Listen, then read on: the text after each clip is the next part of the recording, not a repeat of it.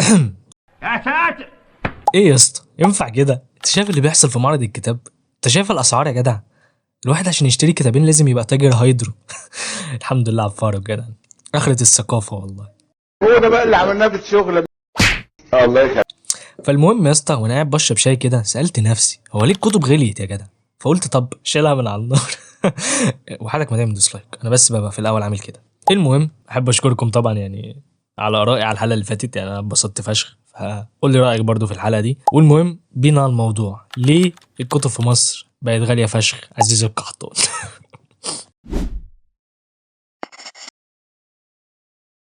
عامل ايه بعد الانترو عزيز الفقير يا فقير؟ المهم فمش لوحدك يعني، انا فقير عادي، فيا ريت يعني تعمل لي لايك وقول لي تحت احلى مسا عليك يا خربوش، وما تخافش برد يعني، واعمل لي سبسكرايب. عايزين الربح يتفعل، عايزين فلوس.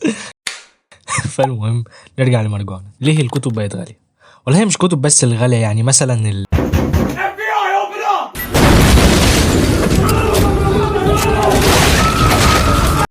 فلا ملناش دعوه، خلينا نتكلم عن الكتب بس. فالمهم يا صديقي، انا الحقيقه ما روحتش معرض الكتاب، انا ما بخرجش من بره اوضتي الحقيقه، لو خرجت اتحرق. بس بشوف بوستات على الفيس وبتاع، الناس بتشتكي الكتاب ب 150 وكتاب ب 200. هو ليه انت كاتب بميه ذهب؟ لو الكاتبه الكبيره يعني كنزي مدبولي مش هدفع المبلغ ده. وشوف يعني اهميه الكاتبه دي بالنسبه لي، يعني دي كنزي مدبولي، نجيب محفوظ. يعني اتجنن ولا ايه؟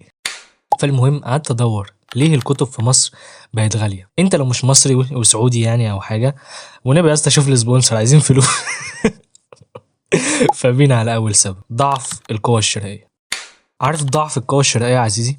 عارف الضعف انت يا قليل الادب. المهم ان حكايه ضعف القوى الشرائيه دي، حاسس وانا بقولها انها قليله الادب مش عارف ليه. المهم يا اسطى ان ضعف القوى الشرائيه للناس دي حاجه مهمه فشخ في سعر الكتاب، لان انت كدار مثلا بتنتج قول من كتاب واحد 500 نسخه مثلا، فعشان تغطي سعر تكلفه الانتاج الكتاب ده انت لازم تبيع كتير، فلما ما تبيعش كتير، وده للاسف بسبب ان مفيش حد بيقرا، كلهم متجهين للواتباد والشغل ده.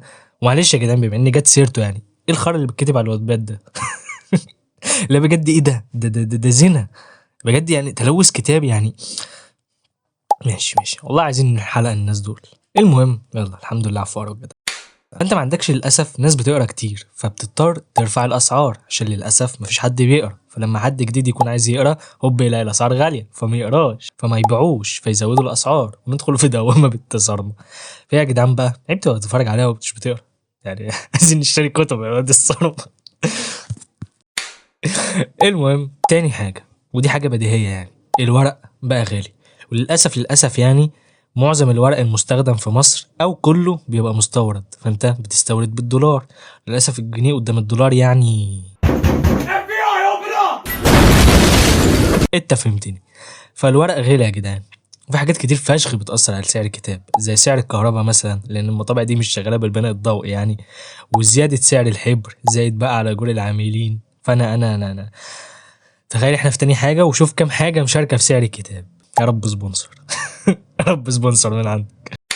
تالت حاجة، قلة النسخ المطبوعة. انت كدار دلوقت، انا كل شوية اقلبك انت تبقى دار مش عارف ليه. المهم انت للاسف دلوقت معظم جامع دار ايه؟ اديرة. المهم مش موضوعنا، قول لي جامع دار تحت يلا، حصة عربي حالا. ان معظم الاديرة الموجودة، يا رب اكون بقولها صح، بتبقى طبعا نسخ قليلة فشخ. فمعلومه احب اقولها لك، يعني ده بره الموضوع اصلا اللي انا بتكلم فيه، ان الطبعه ممكن تبقى ساعات 50 نسخه مثلا او اكيد اكتر يعني، بس يعني بتبقى عدد قليل يعني مش زي اللي في دماغك. المهم ان الطبعه مش زي ما يمكن يكون في دماغك انه عدد نسخ كتير فشخ، فلما تلاقي مثلا كتاب مكتوب عليه الطبعه العشرمية ممكن عادي تلاقيه بايع 500 نسخه بس. فيعني ما تخليش مثلا كلمه الطبعه مثلا ال20 تفتكر انه كتاب جامد وهو ممكن عادي يكون فيس، فاهم يعني؟ دي معلومه احب يعني افيدك بيها يعني. المهم نرجع لحته قله النسخ دي. الدار يا اسطى بيقلل النسخ المطبوعه لان ببساطه عايز يقلل الخطر، افرض ان النسخه اللي اتطبعت دي خلاص ما اتباعتش حطها في فيضطر انه يقلل النسخ. فلما يقلل النسخ يا اسطى تكلفه انتاج العدد القليل ده يزيد ويفشخ 200 ابونا احنا بقى. يا جدعان عايزين سبونسر يا جدعان. المهم انا عايز سبونسر عشان هي حاجتين والله، يشتري لي الكتب اللي انا عايزها ويديني حق المايك، والله العظيم ما بشحت. طب ايه الحل يا خربوش؟ الحل يا اسطى انك تشوف لك سبونسر انت كمان. اه والله، جيب لك الكتب اللي انت عايزها. انزل قول لي يا اسطى كتب نفسك تجيبها بس عمرك ما هتعرف، يعني اكتب كومنت كده وانت بتعيط وبتتحسر. المهم برضو ايه الحل يا خربوش؟ الصراحه يعني الحل يا اسطى ان احنا نعمل صوت. فلا لا بهزر والله، اقسم بالله انا عيل صغير. فالحل بجد يا اسطى الكتب المستعمله. طب ودي تلاقيها فين؟ لا بجد مش قصدك يعني، احنا ناس كبيره. فهتلاقيها مثلا يا اسطى في سوق الازبكيه. تعرف اصلا اني كنت فاكرها انها سوق الازبكيه، اصل منطقيه اكتر الصراحه، مكان بيتباع فيه كتب يبقى سوق مش سور. المهم مش موضوعنا يعني. وعليك على البي دي اف القانوني، ها، عشان يعني ايه المسروق انا ما اعرفكش، انا كنت هتحبس 3 مرات في الحلقه دي. فممكن تلاقي مثلا الكتب دي موافقه قانونيه على منصات زي هنداوي مثلا، دي بتبقى قانونيه. او لو الكاتب قديم فشخ زي نجيب محفوظ مثلا، زي نجيب محفوظ مثلا، او يوسف السباعي، توفيق الحكيم، بتبقى المعظم، انا مش عارف كله ولا لا الحقيقه، بيبقى سقط الملكيه الفكريه، يعني جالها اجهاض. انا دمي بقى. المهم بيبقى سقط الملكيه الفكريه، فتقدر تحمل الكلام ده عادي بي دي اف يعني، وبتبقى قانوني. وبس كده، اتمنى اكون فدتك يعني، اتمنى يعني.